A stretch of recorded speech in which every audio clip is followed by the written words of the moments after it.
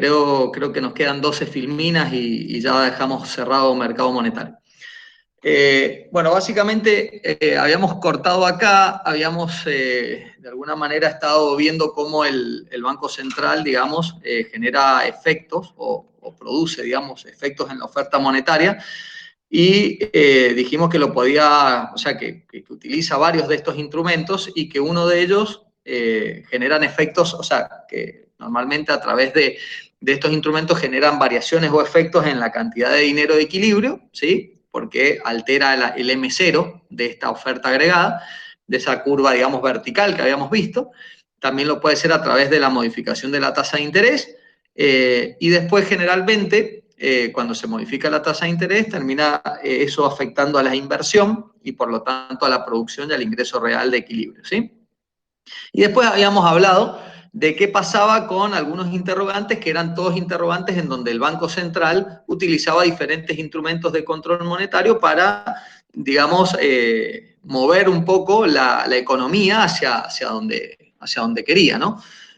Uno era cuando generaba un cambio en la base monetaria, ya sea contrayéndola o expandiéndola, entonces trabajaba sobre el multiplicador, ¿sí? Pero en función de la base monetaria. El otro era cuando lo hacía a través de la tasa de redescuento y en ese caso lo estaba... ¿Qué? ¿Puedo ir afuera con la...? No, mi amor, vaya, dale. No. Deme un segundo, chicos, disculpen.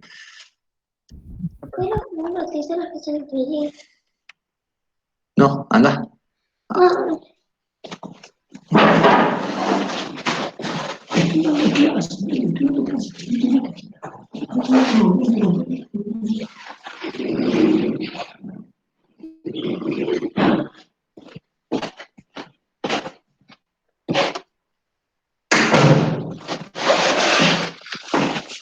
Ahí volví, disculpen, chicos.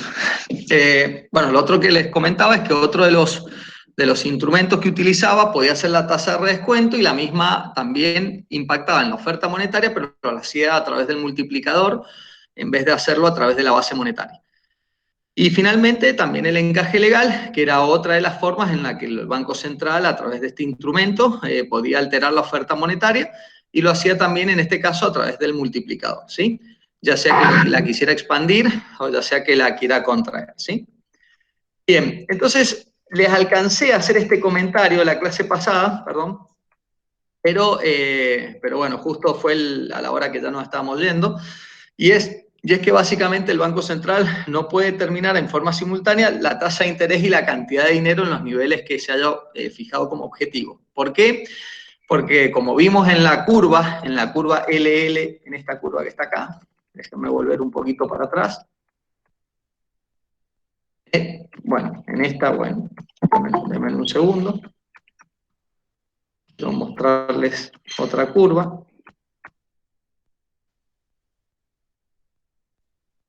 A ver si la vemos por acá.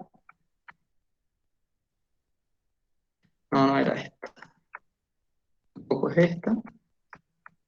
Denme un segundo. Esta curva que está acá, ¿sí? Entonces, ¿qué es lo que ocurría acá? Fíjense que si el Banco Central determina o fija el valor de M, de la cantidad de dinero nominal, del M0, moviendo la oferta monetaria hacia la derecha o hacia la izquierda, el tipo de interés se ajusta de acuerdo a cómo es la curva de demanda de dinero, ¿no? Y si al revés, si el Banco Central fija la tasa de interés, entonces no queda otra que la cantidad de dinero se ajuste en función de esa demanda de dinero hacia la tasa de interés que fije el Banco Central. ¿Queda claro esto? Entonces el Banco Central nunca va a poder fijar la tasa de interés y va a poder fijar la oferta de dinero en los objetivos que él se plantee. Es decir, va a poder fijar una y la otra se va a tener que ajustar de manera automática. ¿Sí? ¿Queda claro eso? Profe, queda claro. Ok, bien. Entonces eso es básicamente lo que dice esta filmina. Bien. Ahora vamos a ver un poquito la relación entre el mercado monetario y el de bienes, que algo empezamos a ver la clase pasada, sí, el martes, pero quiero directamente mostrarles que esa relación viene muy ligada a lo que es el tipo de interés. Y básicamente el primero, ¿sí?, es que cualquier variación de la cantidad de dinero, es decir, cualquier variación del mercado monetario hace que cambie la tasa de interés de equilibrio. Y una vez que cambia la tasa de interés de equilibrio, ¿sí?, la misma termina afectando a la demanda de bienes a través de la inversión, ¿sí? Y obviamente el gasto de inversión, ¿sí?, que es el que normalmente, como ya hemos explicado otras veces, está destinado a adquirir maquinaria, tecnología, etcétera, digamos, y termina impactando en la demanda agregada. Entonces, ahora lo que vamos a ver es cómo la inversión y los tipos de interés se vinculan, ¿no? Y básicamente, bueno, acá hay un poquito simplemente de teoría, en verdad, pero lo que me interesa es el segundo párrafo que dice: la empresa tiene que sopesar los beneficios de la inversión y el costo de la inversión. Entonces, los beneficios solo se obtienen en el futuro, mientras que los costos se tienen que sufragar inmediatamente, ¿sí?, cuando se está construyendo la planta o cuando se está haciendo la ampliación o lo que fuere, ¿sí? Entonces, ahí es donde entra el tipo de interés. La empresa recibe un préstamo hoy para financiar la inversión y tiene que preguntarse si ésta producirá suficientes beneficios adicionales para devolver el préstamo más los intereses. Cuanto más alto sea el interés, más elevado deberán ser los beneficios futuros esperados de la inversión. Cuando los tipos de interés son altos, reducen la cantidad de inversiones que desean realizar las empresas, y cuando son bajos, normalmente al revés. Las empresas tienden a realizar bastante inversión. Entonces esto, digamos, de alguna manera es lo que explica por qué cuando nosotros tenemos, a ver si está acá la curva, bueno, la curva viene un poco más adelante, pero esto es lo que normalmente explica por qué el interés tiene una relación, digamos, inversa a lo que es la inversión. Es decir, en la medida que aumenta el tipo de interés, normalmente las inversiones caen y viceversa, ¿no? Fíjense una cosa, acá hay una diferencia entre lo que es interés real e interés nominal, y esto seguramente ustedes se lo han preguntado en varias oportunidades. O sea, alguna vez deben haber ustedes estado conversando entre amigos y de haber dicho: che, yo tengo un plazo fijo, o puse, no sé, tanta plata en un plazo fijo. ¿Cuánto? No sé, 10.000 pesos. ¿Y cuánto te paga el plazo fijo? Y ustedes dicen: y me paga, no sé, 30%. Entonces, ¿qué quiere decir eso? Que a ustedes les paga el 30%. Quiere decir que ustedes tenían una determinada cantidad de dinero y que dentro de un año van a tener el mismo dinero más un 30%. Pero la pregunta es, el tipo de interés, este es nominal, el 30%, ¿no? Pero la pregunta es, ¿van a tener un tipo de interés real positivo o negativo? ¿Y qué quiere decir con eso? Que si el tipo de interés nominal es menor que la inflación, lo que va a ocurrir es que el tipo de interés real va a ser negativo. Quiere decir que ustedes van a contar con 1.000 pesos, con 10.000 pesos hoy y con 13.000 pesos en un año, pero en un año, si la inflación aumenta más del 30%, entonces el tipo de interés real va a ser negativo. Quiere decir que con los 13.000 pesos que ustedes tienen dentro de un año, van a poder comprar menos bienes y servicios de los que ustedes podían comprar con los 10.000 pesos hace un año atrás. ¿Queda claro? Es decir, fíjense que toda aquella variable macroeconómica o microeconómica que se coloca desde el punto de vista real está medida en función de la cantidad de bienes o servicios que se pueden comprar y no a través de un monto de dinero como es la cantidad nominal, ¿sí? Es decir, cuando nosotros hablamos de un tipo de interés nominal decimos 30%, pero si la inflación superó ese 30%, en verdad, con la plata que vamos a obtener, vamos a terminar comprando menos bienes y servicios de lo que podíamos haber comprado hace un año atrás. ¿Se entiende esto? Entonces, Sí. usted, Profe, ¿sí? una pregunta. Bueno, estos plazos fijos se hacen para que el banco le preste plata a otras personas, por ejemplo, ¿no? Sí. Y si es así, o sea, yo nunca he puesto un plazo fijo, pero supongo que no mucha gente en Argentina quiere hacerlo. Si la tasa de interés es la que usted dice, por ejemplo, 30%, entonces después no me va a convenir hacerlo. Depende, mirá, te explico. Hay mucha gente, mirá, acá lo que pasa es que la idiosincrasia argentina y de la gente es muy variada, digamos, ¿no? Sobre todo culturalmente. Hay gente que tiene mucha educación y eso le permite tomar decisiones, digamos, basadas en una lógica que por ahí es mucho la lógica que todos nosotros perseguimos, sobre todo como ingenieros o como profesionales.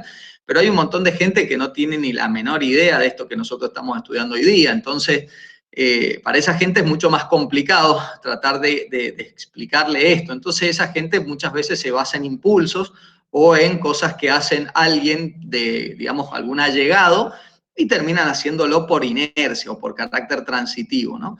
Pero básicamente esto es así. Si vos, suponete que vos tenés una plata y la tenés en pesos, y vos tenés que pagar dentro de un mes y medio, tenés que pagar una deuda o un compromiso que tenés, y lo tenés que pagar en pesos.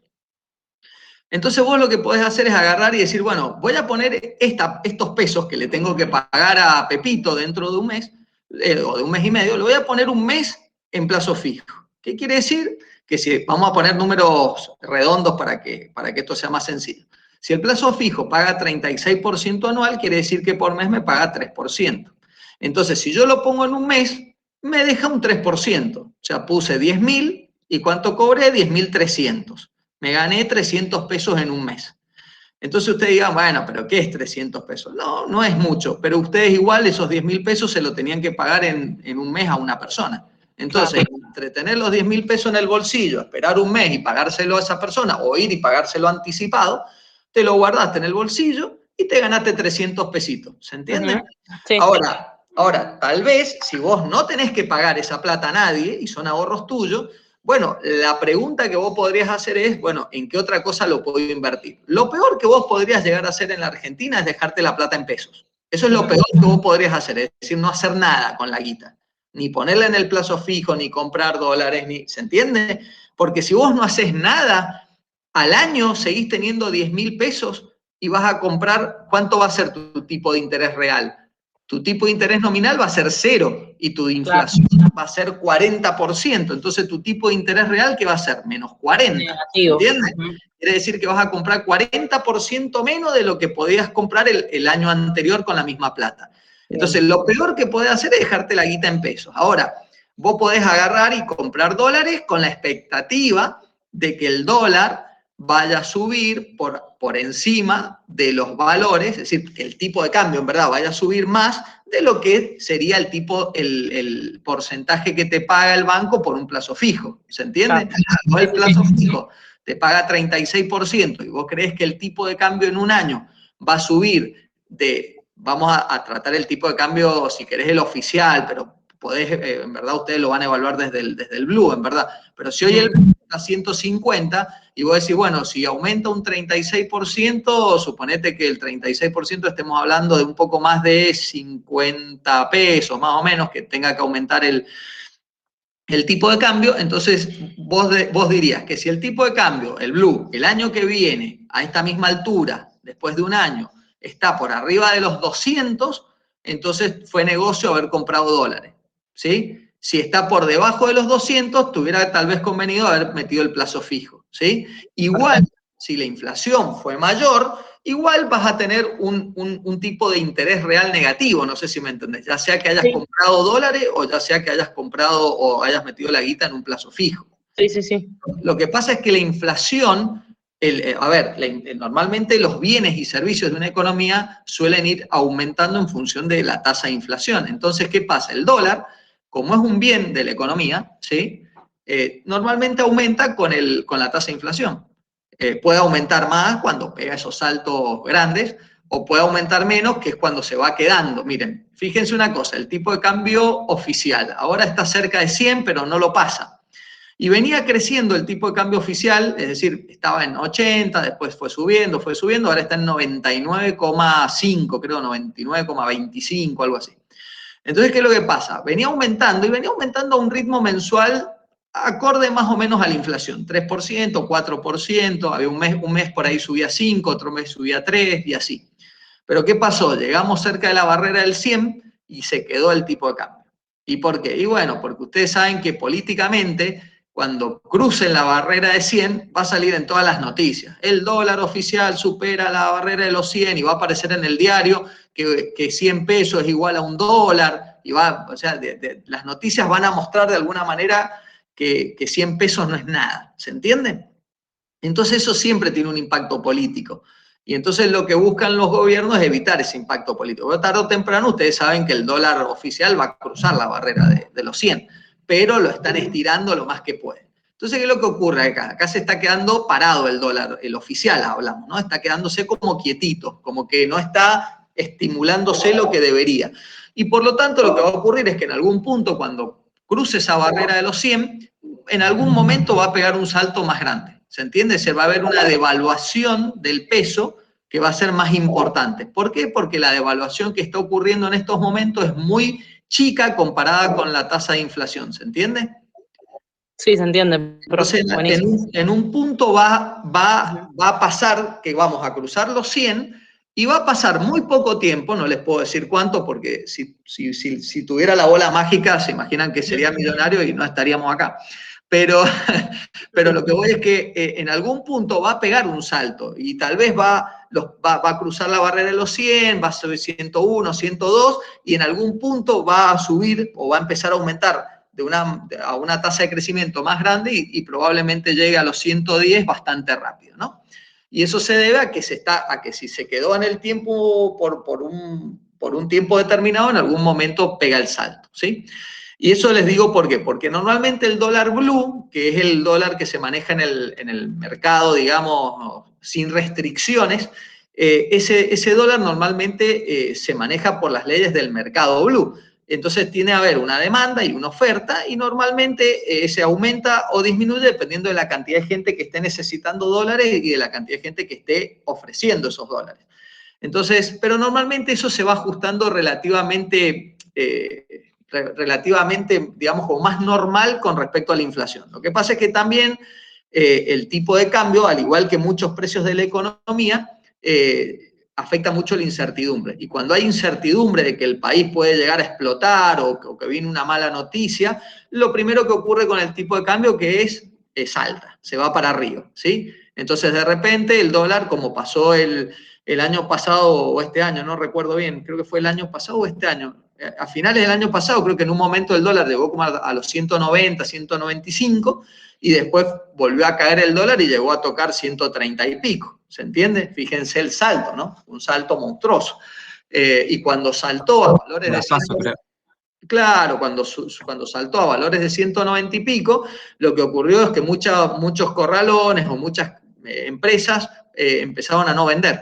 Por ejemplo, vos ibas a comprar un electrodoméstico y no te lo vendían. Ibas a comprar cemento al corralón y te decían, no, esta semana estamos de inventario, te decían. O te ponían cualquier excusa con no venderte porque no sabían hasta cuándo iba a subir el dólar y por lo tanto cuál era el nuevo valor al que te tenían que cobrar algunas cosas. Y así también pasó que muchos ajustaron los precios muchísimo y después cuando el dólar cayó, los precios no cayeron como deberían haber caído, ¿se entiende? Es decir que muchas veces el empresario argentino también tiende a ajustar para arriba cuando el dólar sube, pero normalmente no ajusta para abajo cuando el dólar cae, ¿no? Entonces eso también contribuye mucho a la inflación. ¿Qué otra consulta hay? Yo tengo una duda con la fórmula del tipo real de interés. Le voy a poner un ejemplo para explicar lo que yo quiero decir, porque no sé si se va a entender. Si yo, por ejemplo, tengo 10.000 pesos, y bueno, hay una tasa nominal del 150% y una tasa de inflación del 50%. La tasa real, en teoría, sería del 100%. Claro. Pero lo que yo puedo comprar con 10.000 pesos, dentro de un año lo voy a poder comprar con 15.000, con una tasa de inflación de 50%. No, lo que vas a hacer es comprar. A ver, si vos hoy tenés 10.000 pesos y vos lo ponés a una tasa de 150%, como me dijiste, en un año vas a tener 25.000. Claro, ¿sí? Y lo que yo compraba con 10.000 lo voy a poder comprar con 15.000, porque la tasa fue la inflación fue el 50%. Claro, exactamente. Pero entonces, para que el tipo de interés real haya sido el 100%, debería tener 30.000 pesos para duplicar la capacidad de compra, digamos. No sé si me explico. Sí, te entiendo el razonamiento que me decís. Lo que pasa es que el tipo de interés te lo mide en el año cero, ¿entendés? O sea, en el momento cero te lo está midiendo. Sí.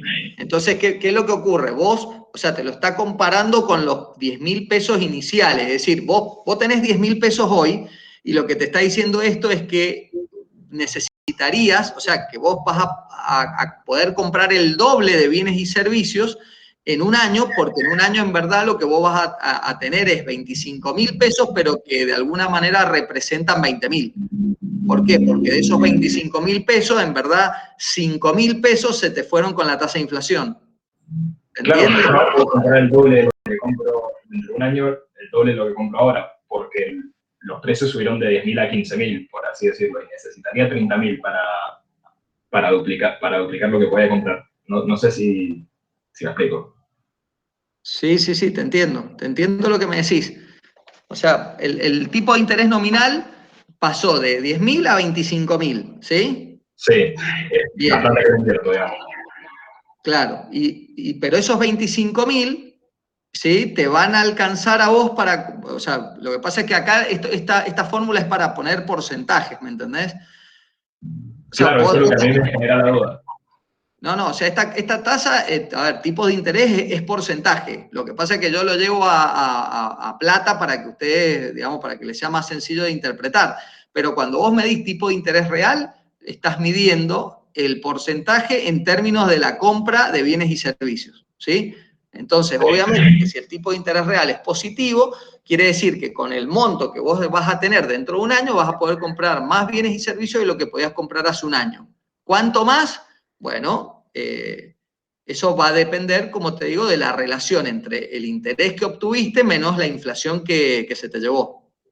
Claro, pero yo sabía que el 100% yo no voy a poder comprar el 100% por lo que le acabo de explicar, porque justamente al ser porcentaje es como que la cuenta, no sé, se hace más rara, no sé cómo explicarlo. Sí, te entiendo lo que me decís. O sea, a vos no te cierra de que te daría un 100% del tipo de interés real y al mismo tiempo, si vos tenías 10.000 pesos, deberías, con estos 25.000, digamos, que vas a tener dentro de un año, no podrías comprar el doble porque tendrías que tener 30.000 porque, digamos, la inflación hizo que lo que tenías 10.000, digamos, ahora te cueste 15. Exacto, esa es mi duda. Profe, o sea, creo que tiene que ver con que si la inflación es el 50%, los no, precios, le está aplicando la inflación al sueldo y en realidad sería a la capacidad de compra. Vos podés, con 10.000, podés comprar la mitad de lo que podías comprar. O sea que vos es como si tuvieras 5.000 pesos, digamos. O sea, no sé cómo decirlo. No te seguí mucho. Sí, no. A ver, déjame pensar. Bueno, pero sí, mi duda original era lo que usted acaba de decir. Sí, pero acordate que estas tasas se calculan como variaciones porcentuales, ¿no? Entonces, en verdad, vos lo que tendrías que considerar es lo siguiente. Si vos tuvieras 10.000 pesos y el tipo de interés nominal fuera de 150, ¿sí? Entonces, obviamente, vos saltarías a esos 25.000 que hablamos, ¿no? Y la tasa de inflación fue 50%, pero ese 50% es por los 10.000 que tenías, ¿sí? Sí. Entonces, en verdad son 5.000. Claro. Entonces, si vos tenés 25.000 menos 5.000, te daría 20.000. Claro, sí, ahí sí cierra la cuenta. Que es el doble, claro, que es el doble o sea, es el 100% de los 10.000 que tenías originalmente. Sí. Pero esto es para que ustedes lo entiendan conceptualmente. La tasa de interés real se mide desde el punto de vista ya sea del aumento o disminución del interés, digamos, a través de compra de bienes y servicios. En cambio, el tipo nominal, simplemente decir un 30%, un 40%, no te está diciendo que vas a poder comprar un 30 o un 40% más, sino que vas a tener un 30 o un 40% más de dinero, pero tener más dinero dentro de un año no implica que vas a poder comprar más bienes y servicios, ¿sí? Sí, gracias. Bien. Entonces, obviamente, ¿cuál es el tipo de interés que tienen que tener en cuenta para tomar las decisiones? Normalmente el tipo de interés real, ¿sí? Ahora, ustedes pueden... esto, por ejemplo, es simple si ustedes lo llevan a un análisis de tipo de interés, por ejemplo, ponen un plazo fijo o alguna cosa así, pero también ustedes pueden evaluarlo en función de la rentabilidad de una inversión, ¿sí? Si ustedes comprar las letras no sé, de comprarle bonos al Estado de deuda pública, les paga el 70% anual y la inflación está prevista que sea un 40%, y bueno, fíjense si les va a convenir o no, ¿me entienden? Entonces cualquiera de ustedes va a decir, y sí, porque me va a dejar un 30% de interés real. Bueno, perfecto, te va a dejar un 30% de interés real, entonces, bueno, flor de negocio, porque digamos, miren, muchas veces el tipo de interés real se suele comparar, no es lo mismo, pero se suele comparar mucho con las tasas de intereses en dólares. ¿Por qué? Vieron que ustedes si ponen, miren, no sé si ustedes alguna vez vieron que si ponen un plazo fijo en dólares, la tasa que les va a pagar el banco es 0,25 anual, una cosa así, o sea, no llega ni al 0,5% anual. No sé si alguna vez han visto en el banco, no sé si alguno de ustedes tiene, tiene tarjeta o tiene plata en una cuenta bancaria. Si ustedes se fijan, cuando quieren generar un plazo fijo, les va a preguntar en pesos o en dólares, o pueden consultar las tasas inclusive. Y cuando ustedes le pongan en pesos, le van a ofrecer, no sé, doy un ejemplo, el 35%. Y cuando pongan en dólares, le van a ofrecer el 0,25% anual. O sea, nada. Pero imagínense que ese 0,25% anual quiere decir que ustedes, si hoy ponen $10.000, en verdad van a ganarle menos, o sea, van a ganarle, sería el 1%, serían $100, dividido 4, estarían hablando de $25. Usted tiene que poner $10.000 para que en un año el banco les devuelva $10.025. ¿Se entiende? Ahora les está devolviendo dólares, ¿sí? En cambio, en pesos, puede ser que, ustedes saben que el dólar es una moneda muy, digamos, muy estable, ¿no? Es decir, normalmente ustedes van a Estados Unidos hoy o van a Estados Unidos dentro de un año y van con $10.000 hoy o con $10.000 dentro de un año y básicamente van a comprar lo mismo. Es decir, los sueldos en Estados Unidos no se ajustan permanentemente porque la inflación allá es mínima. Entonces, en verdad, $10.000 hoy o $10.000 dentro de 4 años probablemente sea muy parecido. Ustedes saben que 10.000 pesos hoy o 10.000 pesos dentro de 4 años es totalmente distinto acá en Argentina. O sea, profe, esa tasa de interés del plazo fijo en dólar vendría siendo una tasa de interés real, mientras que el plazo fijo en pesos es nominal. Es básicamente, es parecido, no es lo mismo, porque el tipo de interés real se mide en función de la cantidad de bienes y servicios que vos podés comprar. En cambio, el tipo de interés, cuando lo haces igual, pero en dólares, lo único que te dice es que en un año vos vas a recibir los $10.000 que pusiste más $25 más. O sea, vas a tener $10.025. Claro, Si vos no me estuvo jugando la inflación en ese caso. si vos lo haces en pesos, vos vas a tener un tipo de interés nominal de 30 y tal vez la inflación puede haber sido el 25 o puede haber sido el 35, el 40 o lo que fuere.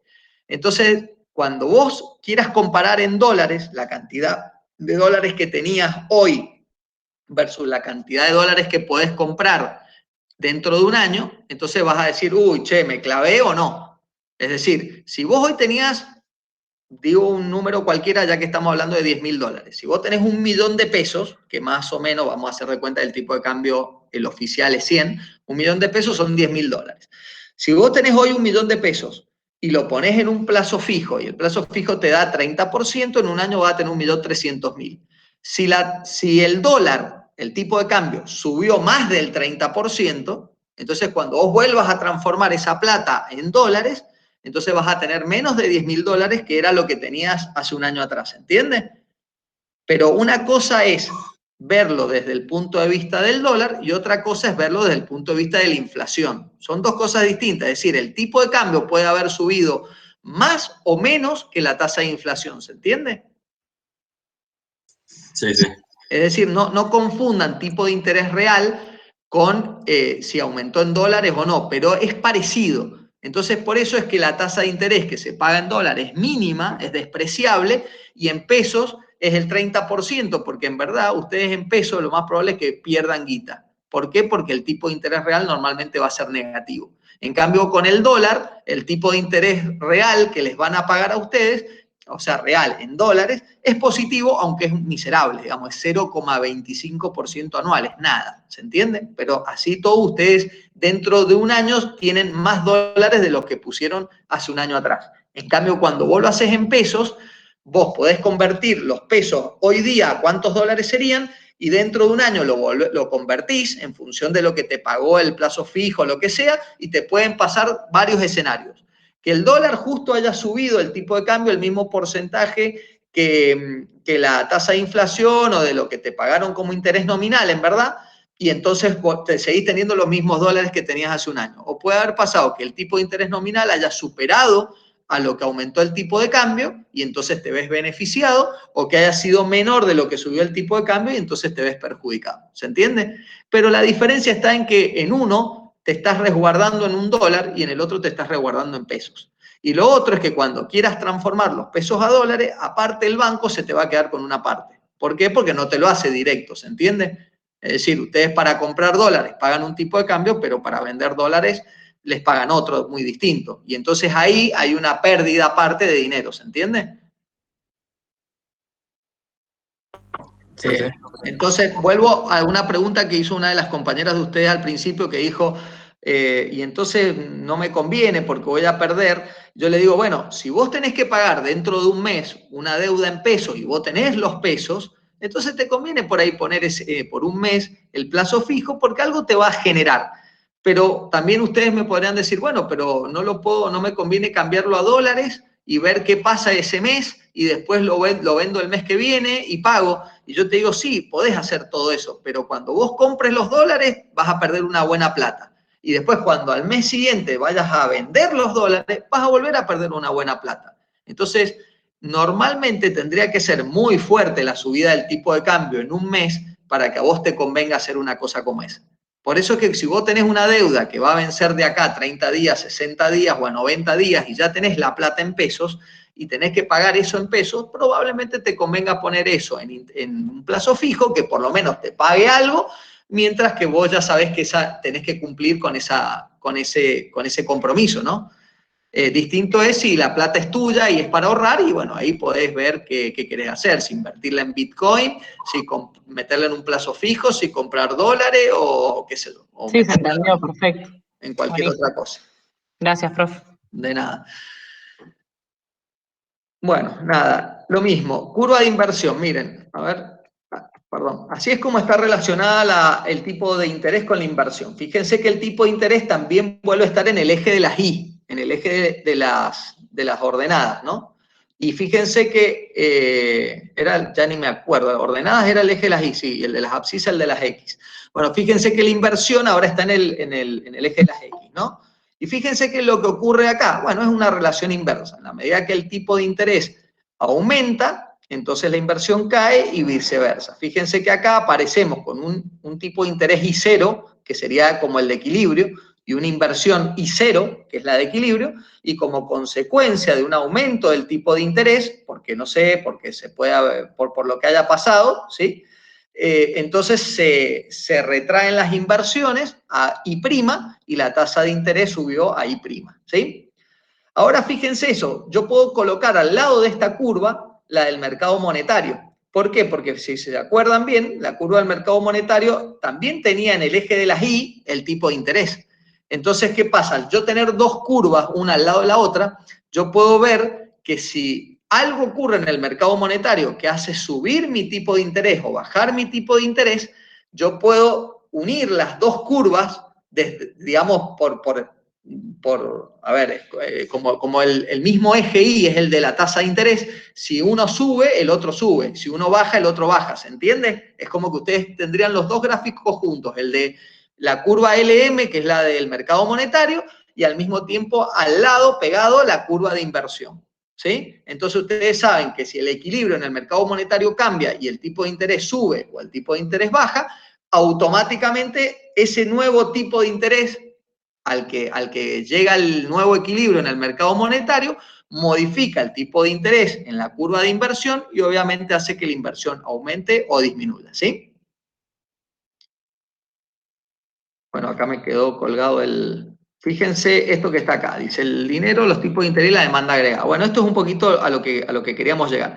Fíjense que por un lado tenemos la función de consumo, ¿sí? Que es la primera línea negra, que así empezamos estudiando la demanda agregada. Después, por algún motivo, tenemos una demanda agregada inicial, ¿sí? Que es la que cruza donde está el equilibrio inicial, que es el punto E, y es donde está la producción I0. Y fíjense que después hay una curva que dice nueva demanda agregada, que se fue para arriba, ¿sí? Y ese nuevo punto de demanda agregada está en el E' y con un nivel de producción y de renta I', ¿sí? Bien, veamos qué es lo que dice esto. Dice, anteriormente hemos visto que cuando el Banco Central aumenta la cantidad de dinero, reduce el tipo de interés y, en segundo lugar, que una reducción del tipo de interés eleva la demanda de inversión. ¿Sí? Eso ya lo vimos. Por lo tanto, el Banco Central influye en la demanda de inversión alterando la oferta monetaria. Dice, podemos ver en la figura que una variación de la oferta monetaria, es decir, la cantidad nominal de dinero, afecta los tipos de interés. Esto, a su vez, eleva el gasto de inversión. Eleva el gasto de inversión considerando de que el Banco Central, en verdad, lo que hizo fue un movimiento en donde generó una expansión de la oferta nominal, ¿sí? De la oferta monetaria nominal, DCM. Entonces, eso hizo que el tipo de interés caiga y, como consecuencia de que el tipo de interés caiga, entonces el gasto de inversión se eleva, ¿sí? Y eso genera que se desplace la demanda agregada. Y como la inversión, ¿se acuerdan que solamente no generaba una variación de la pendiente de la demanda agregada, simplemente la trasladaba hacia arriba o hacia abajo? ¿Recuerdan bien eso? Sí, sí. Bien. Entonces lo que hace es la traslada para arriba, ¿sí? Entonces, fíjense cómo una disminución del tipo de interés genera un aumento de la demanda agregada y, en este caso, la producción saltó de I0 a I', ¿sí?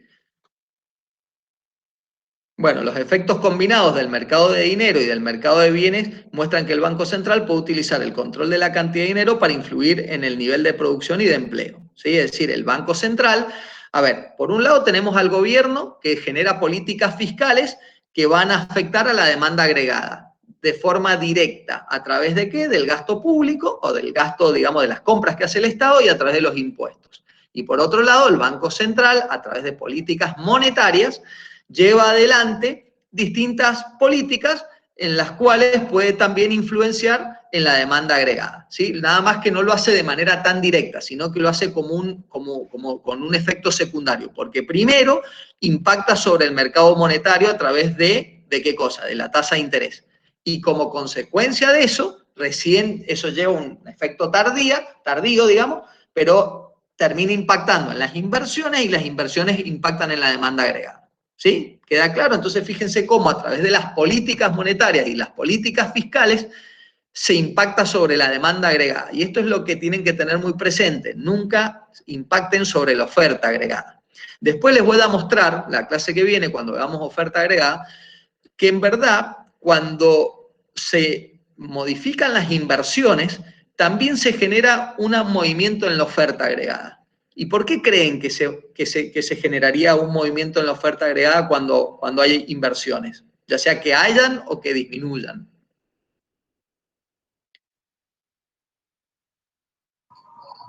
Porque modifica la frontera de posibilidades de producción. ¿Por qué qué? Modifica la frontera de posibilidades de producción. Claro, en verdad, sí, está muy bien la respuesta. En verdad es así. Inicialmente, cuando las inversiones se modifican, y supongamos que aumentan las mismas, en el corto plazo el impacto está en la demanda agregada. Y les explico por qué. Porque cuando una empresa decide invertir, la guita la tiene que poner al toque, es decir, tiene que salir a gastar guita para hacer esa inversión. Entonces, ¿qué es lo que ocurre? Inmediatamente la demanda agregada se expande porque la empresa que tiene que ir a invertir tiene, qué sé yo, que comprar ladrillos porque está ampliando la fábrica, no sé, tiene que ir a comprar ladrillos, tiene que ir a comprar cemento, tiene que contratar algún servicio, tiene que contratar a alguien que ponga pisos, a alguien que, no sé, o comprar una máquina o comprar lo que sea. Entonces, la plata sale inmediatamente y el primer impacto está en la demanda agregada. ¿A través de qué? De una expansión de la misma. Pero con el correr del tiempo, esa inversión, cuando ya se termina, y eso puede ser un año después, un año y medio después, esa inversión, ¿en qué se traduce? En un impacto de producción, porque ahora la empresa tiene mayor capacidad de producción. Y eso es lo que recién decía el compañero de ustedes, expande la frontera de posibilidades de producción. ¿Se entiende? Perfecto. Entonces, inicialmente el impacto es en la demanda agregada. No nos confundamos, no me vayan a mover la oferta agregada porque ahí estamos mal. El primer impacto es en la demanda agregada, pero a futuro esto tiene un impacto en la oferta agregada. Es lo mismo que ocurre con los gastos del Estado. El Estado, cuando gasta guita en un puerto o en qué sé yo, en hacer una nueva carretera, o en los trenes, o en generar una mejor logística para llegar a los puertos, lo que sea, inicialmente estimula la demanda agregada con el gasto, pero a futuro está generando un estímulo en la oferta agregada porque va a permitir que haya mayor producción en el país porque el Estado está generando condiciones para que las empresas puedan producir más. ¿Se entiende? O para que sean más eficientes y para que pierdan menos tiempo y puedan producir más. ¿Se entiende? Sí, profe, se entiende. Bien. Efectos compensatorios. Bueno, acá es lo que yo les decía en la clase pasada, que los efectos tienden a ser compensatorios, pero este efecto recién va a quedar bastante más evidente cuando veamos la oferta agregada, porque el efecto compensatorio se da por el lado del precio. Y es el siguiente, dice, una vez que la expansión monetaria ha elevado la producción y la renta, es decir, vamos a suponer lo siguiente, dice expansión monetaria. Supongamos que esa expansión monetaria se debe a que el Estado salió que el Banco Central salió a comprar títulos públicos. Entonces inyectó guita en el circulante. Por lo tanto, la curva de oferta monetaria, es decir, la curva vertical, la trasladó hacia la derecha, bajó el tipo de interés, la tasa de interés, eso generó mayores inversiones y por lo tanto lo que terminó es elevando la producción y la renta, ¿sí? Entonces dice, este aumento elevará a su vez la demanda de dinero. Y en verdad está bien, porque recuerdan que la demanda de dinero tenía tenía dentro de las variables con las que trabajaba, era la tasa de interés, y qué otras dos cosas más eran, la renta y qué la otra más.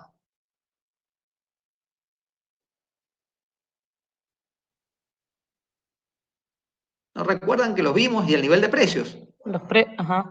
Eran los precios, el tipo de interés y la renta. Entonces acá lo que está mostrando esto es, fíjate que cuando la oferta monetaria se trasladó a la derecha, bajó el tipo de interés, aumentaron las inversiones y aumentó la demanda agregada, por lo tanto se aumentó la producción y se aumentó la renta. Como consecuencia de que se aumentó la renta, entonces, ¿qué es lo que ocurre ahora? La demanda agregada se tiende a trasladar hacia arriba.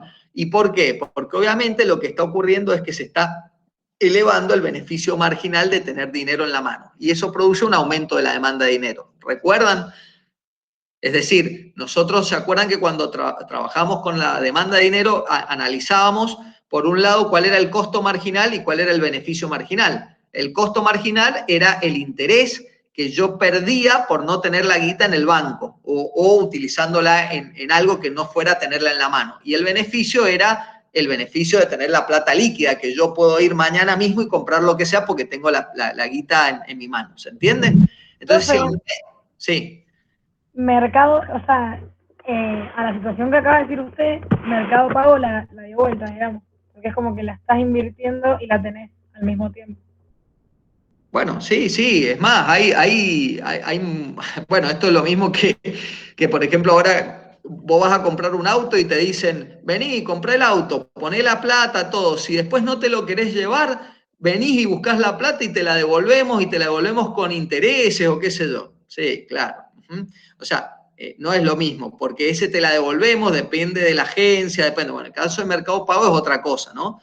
Pero lo que voy es, nunca vas a poder comparar el tener la plata en mano, pero te hago una pregunta, vos tenés la plata en Mercado Pago y Mercado Pago yo te pregunto, pues yo no uso Mercado Pago, pero si vos tenés la plata en Mercado Pago te paga a vos un interés.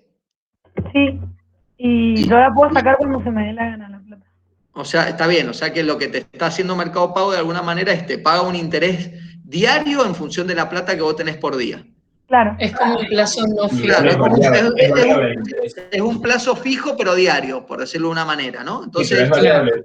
Por ejemplo, el día de las PASO, cuando bueno, se fue el dólar altísimo y que subió, ese día el rendimiento fue negativo. O sea, no es algo 100% seguro. Claro. O sea que a veces puedes tener, te pueden meter mano, digamos. A veces puedes tener menos guita de lo normal, de lo que tenías, digamos, ¿no? Puede ser un interés negativo, digamos, ¿no? Claro, Sí. igual pero el interés real sería negativo porque tampoco. Sí, perfecto. Bueno, gracias pero a todos. entre tenerla en la mano y tenerla en Mercado Pago. Bueno, sí, lo que pasa es que, a ver, acá hay unas cosas que ya las vamos a ver un poco más adelante también. También depende mucho de qué es lo que vos querés. Acordate que la guita que vos tenés en el banco, de alguna manera, quiere decir que la estás declarando, ¿sí? Y entonces después vamos a ver algunas cositas más adelante, cuando veamos el tipo de cambio, de por qué existen algunas situaciones por las cuales la gente no quiere tener muchas veces la plata en el banco, ¿no? ¿Por qué? Porque cuando vos tenés tu plata blanqueada, quiere decir que de alguna forma, y vos comprás todo y gastás todo a través de la tarjeta o de Mercado Pago, quedan registrados todos tus movimientos, lo que ganás y lo que gastás. Que es lo que ocurre normalmente en Estados Unidos. Los yanquis se manejan todo con tarjeta, o sea, no tienen más de $5 en la billetera. Y después vamos nosotros a Estados Unidos y sacamos un billete de $100 y abren los ojos como... Porque allá en Estados Unidos eso, o sea, $100, en un billete de $100 ya la gente no lo usa, paga todo con tarjeta. Pero lo que pasa es que la economía de Estados Unidos está muy blanqueada, digamos, la economía argentina es todo lo contrario. Entonces acá la gente, mucha gente que tiene ingresos en negro o que tiene una parte de sus ingresos en blanco, pero tiene otras actividades con las cuales generan dinero que no están declarados, se imaginan que si pone toda esa guita la gente en el banco, en algún punto alguien le puede preguntar, che, ¿de dónde estás sacando vos toda esta plata? Porque yo tengo registrado que vos trabajás para la empresa tal y esa empresa todos los meses te paga, no sé, 100.000 pesos, pero vos estás moviendo, no sé, 5 millones de pesos. ¿De dónde salió toda esta plata? ¿Se entiende? Sí, te cae la FIP. Claro, bueno, te cae la FIP o no, también hay que ver cuánto es el dinero que ustedes van a mover, ¿no? Si ustedes ganan 100.000 pesos todos los meses y van a mover 1.000.000 de pesos, probablemente nadie te va a decir nada. Pero si vos de repente querés mover un monto de guita grande o querés ir a comprar de manera formal $25.000, te van a preguntar de dónde sacaste la plata. Porque $25.000 estás hablando de más de 2,5 millones de pesos, que si vos ganás 100.000 pesos todos los meses y se supone que de esos 100.000 pesos tenés que usar gran parte para alquilar, para comer, para vivir, para mantener tu auto, tu transporte, lo que sea, tu ropa y algo que se va en joda y lo que sea, cuando te querés acordar llegaste a fin de mes y tal vez pudiste ahorrar, no sé, un 20%. Doy un ejemplo cualquiera, ¿sí? Entonces, esa cuenta te la pueden pedir. Inclusive vos presentás todos los años, ustedes todavía no, pero ya lo van a presentar en un futuro, las declaraciones de bienes personales y de ganancias. Entonces vos cuando presentás esas declaraciones, vos le estás diciendo al gobierno cuánta guita es la que vos tenés año a año. Es decir, yo empecé el año con tanta plata y terminé el año con tanta plata. Y entonces ahí vas a mostrar si en verdad sumaste guita a lo largo del año o restaste, porque vos podrías haber empezado el año con 1,5 millones y haberlo terminado con 1 millón. ¿Por qué? Porque gastaste más de lo que ingresaste, ¿no? Por lo que sea, pues te pusiste a hacer arreglos en tu casa o porque se te dio la gana de irte de vacaciones a un lugar y te gastaste una buena cantidad de plata, ¿se entiende? Pero entonces el gobierno o la FIP va teniendo un conocimiento de la plata que vos vas declarando año a año. Y si vos venís declarando que tenés, no sé, 2 millones de pesos y de repente salís con que de un día para el otro te vas a comprar $40.000, te van a decir, usted, ¿de dónde sacaste la plata? Porque tus cuentas no cierran por ningún lado, ¿se entiende? Y muchas veces esa guita viene de actividades que ustedes no las tienen declaradas. ¿Por qué? Porque, qué sé yo, trabajan en la empresa con los padres de ustedes y obviamente tu papá te paga te paga en negro porque es mucho más barato, obviamente, o porque, no sé, por lo que sea, porque por cualquier cosa, ¿no? O porque estás trabajando o porque sos dueño de una empresa y resulta que estás blanqueando una partecita y la empresa te está yendo muy bien y gran parte de tus ingresos no los tenés declarados, pero en algún punto, si vos querés después ir a comprar dólares y qué sé yo, y por algún motivo lo haces en la parte, digamos, a través del sistema formal, entonces, bueno, ahí te van a pedir explicaciones. O si querés ir a comprar o poner un plazo fijo de 4 millones de pesos cuando no los tenés declarados, alguien te va a decir, jefe, usted puede venir y poner el plazo fijo, pero el Banco Central me pide que usted declare de dónde sacó los fondos. Y cuando vos le digas, no, mirá, lo saqué de una finca que tengo no declarada, qué sé yo, y bueno, ahí ya te pueden caer, ¿se entiende? Profe, igual Mercado Pago no te pide declaraciones al principio, pero igual sí controlan. Hubo un caso este año de un chico, un joven, que empezó a pedir donaciones a su cuenta de Mercado Pago y casi no movía plata él en Mercado Pago y de la nada se le llenó la cuenta y los de Mercado Pago se la bloquearon. O sea, le prohibieron que le siguieran metiendo plata y le hicieron todo, o sea, le pidieron un montón de información para que pudiera habilitarla de vuelta. Tuvo que declarar, mostrar todo de por qué le había entrado toda esa plata y qué sé yo. Bueno, como que si ven algo dudoso, se la bloquean. Bueno, eso también te va a pasar en una cuenta bancaria, ¿eh? Claro, sí, por eso digo, o sea, más allá de que no es una cuenta bancaria, bueno, pero se manejan casi que como una. Pero ¿sabes qué pasa? Quedan todas tus transacciones ahí, o sea, Mercado Pago las tiene. Y si después la FIP le va a pedir explicación a Mercado Pago se las va a dar. ¿Se entiende? Y ustedes están ahí, o sea, queda registrado todo lo que ustedes hacen, ¿sí? Entonces, sí, pero a ver, yo no estoy fomentando la ilegalidad con esto que les voy a decir ahora. No, pero yo lo que les quiero decir es esto. Supónganse que ustedes tienen un ingreso en blanco. Supónganse que ustedes son profesores de la facultad, cualquier cosa, ¿no? Y que ustedes ganan un determinado monto, qué sé yo, 100.000 pesos. Pero ustedes resulta que tienen ingresos por otros lados, porque tienen un porcentaje, no sé, en un negocio familiar, porque construyeron una casa con guita que tenían ahorrado, con guita que les prestó no sé, tu papá o tu mamá, y con eso te construiste una casita que la vendiste, y la construiste y la vendiste y le ganaste $30.000. Entonces fuiste después y le devolviste toda la plata a tu papá y a tu mamá, y vos te quedaste con los $30.000 de haber hecho ese negocio. Pero esos $30.000 los conoces vos nada más, no quedaron registrados en ningún lado. Pero el día de mañana resulta que vos te querés ir a comprar un auto y resulta que tus ingresos no te dan, digamos, están ahí medio. A ver, si vos te vas a comprar un auto de un monto relativamente normal, nadie te va a preguntar nada, porque inclusive pues, tranquilamente puedes decir, me prestó un poco de plata a mi papá y no va a pasar nada.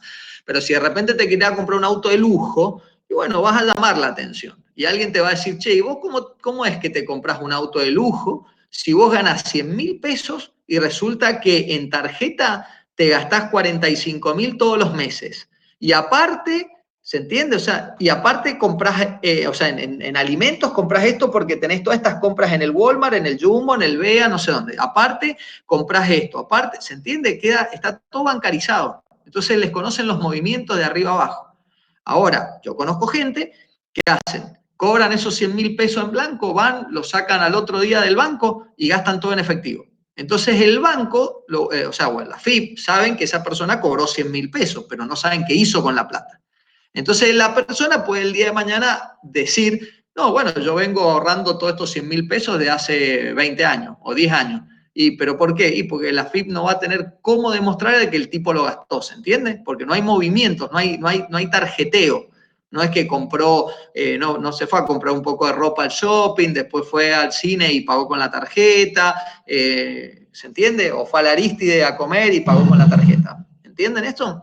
Entonces, al no tener los movimientos, usted el día de mañana, la FIP no puede decir, bueno, pero ahora sí es verdad que la FIP puede, digamos, deducir de que ustedes necesitan algo del dinero para vivir. Usted también puede decir, no, pero es que yo vivo con mi papá. Bueno, perfecto, si vos vivís con tu papá y tu papá paga absolutamente todo, no tenés drama. Pero la realidad es que eso es, digamos, la FIP deduce y después te manda un citatorio o te manda una nota para que vos des explicaciones y bueno, después analizarán si lo que vos estás poniendo es creíble o no. ¿Se entiende? O sea, la FIB es muy sencillo, hace 2 cuentas locas y en función de eso saca un par de estimaciones y dice, che, a este no le cierran los números por ningún lado o a este sí. Igualmente, quédense tranquilos que normalmente la FIB hace esto con las empresas relativamente grandes, no se van a poner a huevear demasiado un monotributista, ¿se entiende? Excepto que un monotributista o alguien que normalmente declara pocos ingresos aparezca con una Ferrari o aparezca con ese tipo de boludeces, ¿sí? O sea, acuérdense que alguien que puede tener mucha plata o muchos ingresos en negro, normalmente la FIP lo jode porque el tipo se empieza a dar una vida de lujo que no la puede justificar en el plano formal. ¿Se entiende? O sea, la puedes justificar en el informal, porque el tipo tiene un montón de ingresos. Bueno, y aparte la FIP, ¿por qué revisa eso? Porque ahí es donde entran todas las actividades que son ilegales, es decir, el narcotráfico, qué sé yo, la trata de personas, los prostíbulos, qué sé yo, todo este tipo de cosas que generan un montón de guita y que obviamente está todo no sin declarar. Entonces, la guita del narcotráfico, ¿sí? Si de repente alguien aparece andando en una Ferrari y el tipo no tiene cómo declararlo, lo primero que van a hacer es pedirle explicación, ¿se entiende? O lo mismo pasa con aquellas personas que reciben coimas o generan ingresos a través de coimas, ¿sí? Es decir, sin ir muy lejos, ¿por qué pasa lo de Lázaro Báez? ¿No? Lázaro Báez no tenía dónde caerse muerto y de repente el tipo era dueño de la mitad de Santa Cruz. Pero bueno, dueño entre comillas, ¿no? Y bueno, cuando empiezan a decir, bueno, ¿y de dónde sacó la plata? ¿Y de dónde hizo esto? ¿Y de dónde hizo el otro? Y bueno, y ahí, mientras haya alguien que te proteja, es una cosa. El problema está cuando no te pueden proteger, ¿se entiende? Entonces, bueno, es lo que pasa en todos lados. Si ustedes tienen ingresos que no están declarados, pero después empiezan a darse una vida que no pueden justificar, y bueno, van a tener que ver de algún lado, digamos, por algún lado los pueden agarrar. ¿Se entiende? ¿Quedó claro eso? Sí, claro. Bien. Bueno, esto de los efectos compensatorios, bueno, como les decía, el hecho de que aumente la renta y que termina aumentando la demanda de dinero, por un lado tienen el primer efecto, que es que se trasladó la curva de oferta monetaria hacia la derecha y bajó el tipo de cambio. Y el segundo efecto es que la de demanda de dinero subió. Y por lo tanto, entonces, la primera bajó el tipo de cambio, pero el segundo efecto lo aumentó. ¿Se entiende? Entonces, ¿qué pasa? Este aumento elevará a su vez el tipo de interés. La inversión no aumentará tanto como se esperaba y por lo tanto la expansión de la renta no será en última instancia como había sido sin estos ajustes secundarios de la demanda de dinero. Por eso yo les decía que esto se sigue repitiendo. ¿Por qué? Porque, a ver, vamos a ir desde cero. El Banco Central expande la base monetaria por algún motivo. Eso mueve la curva de oferta monetaria hacia la derecha. El tipo de interés baja. Las inversiones aumentan y la demanda agregada se expande. Aumenta la producción y aumenta la renta. Luego, como efecto secundario, como aumentó la renta, entonces la demanda de dinero aumenta. Cuando aumenta el tipo de interés. Entonces ahora la inversión se ve perjudicada, es decir, no aumenta tanto como había aumentado originalmente, sino que ahora hay un pequeño ajuste. Y por lo tanto, ¿qué pasa? Se tiene que ajustar de la demanda agregada. Y cuando se ajusta la demanda agregada, también se ajusta la producción y se ajusta la renta. Y vuelve a aparecer esto. Por eso esto es un efecto iterativo, ¿se entiende? Pero esto no pasa en 2 segundos, sino que esto lleva tiempo. Es decir, para que el mercado monetario, al hacer una operación de expansión monetaria, por ejemplo, el Banco Central, normalmente las consecuencias en la tasa de interés son bastante rápidas. Pero el hecho de que suba o baje el tipo de interés tiene unas consecuencias en la inversión que no es inmediata, lleva su tiempo. Después, la inversión afecta a la demanda agregada, pero lleva su tiempo. Y así sucesivamente. Entonces, esto no se da de un día para el otro. Entiendan que esto lleva su tiempo, ¿no? Y bueno, aunque existen efectos compensatorios, debemos señalar solo esto. Reducen meramente la expansión de la renta, pero no alteran el mensaje básico. Y esto es fundamental.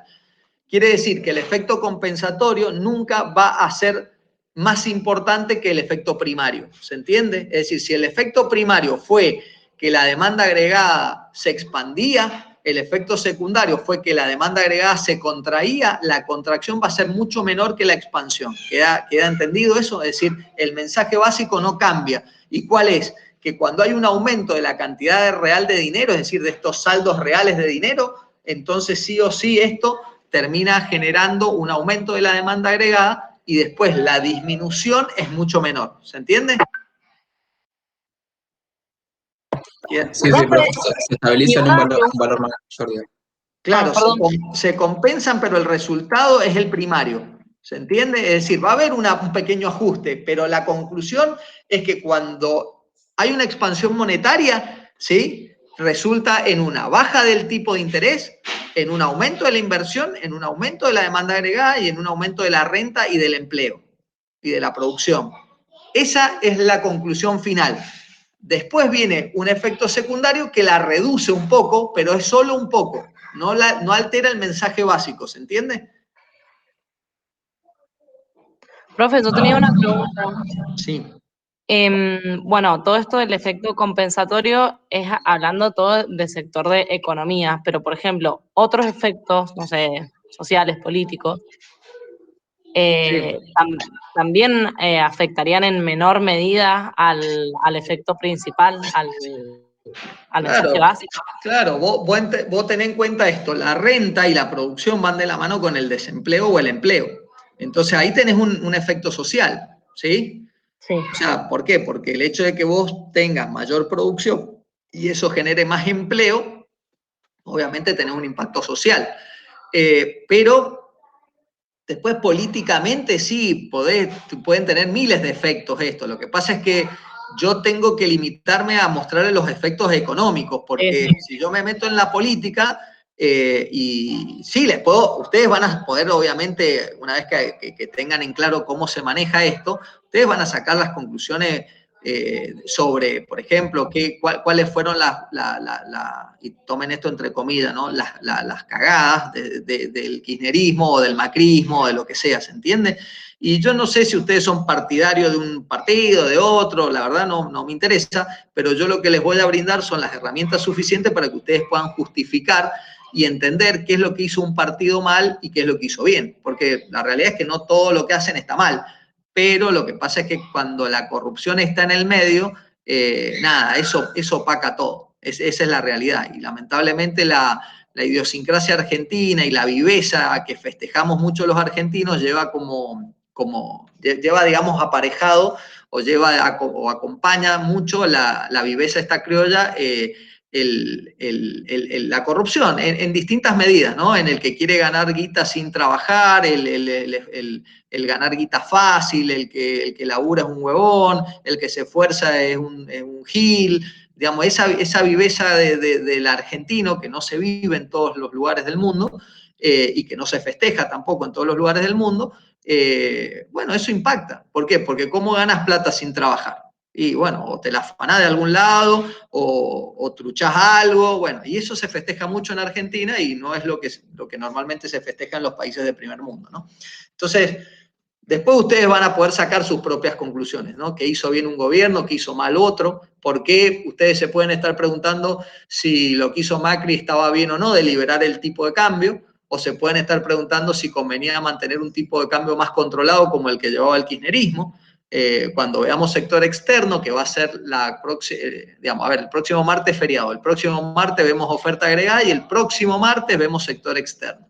Cuando veamos sector externo, ustedes van a entender si lo que hacía el kirchnerismo era correcto o no, y ustedes sacarán sus propias conclusiones, también van a sacar las conclusiones si lo que hacía Macri era correcto o no, ustedes tendrán sus propias conclusiones. Acuérdense que acá no hay verdad absoluta, ¿no? Esto es lo mismo que cuando ven un programa de televisión y tienen el panel de 5 tipos que defienden una cosa y 2 o 3 que defienden otra, y empiezan estas peleas de defender una cosa, defender la otra. Bueno, muchos de estos programas obviamente ponen este tipo de gente para obviamente generar estas confrontaciones y generar rating y que, bueno, que uno vea cómo discuten, ¿no? Pero también hay muchos de estos periodistas que reciben por ahí alguna guita adicional para salir y opinar de una determinada manera. ¿Por qué? Porque lo que se busca es influenciar en el común denominador de la gente o tratar de guiar a las personas hacia algún tipo de mensaje, ¿no?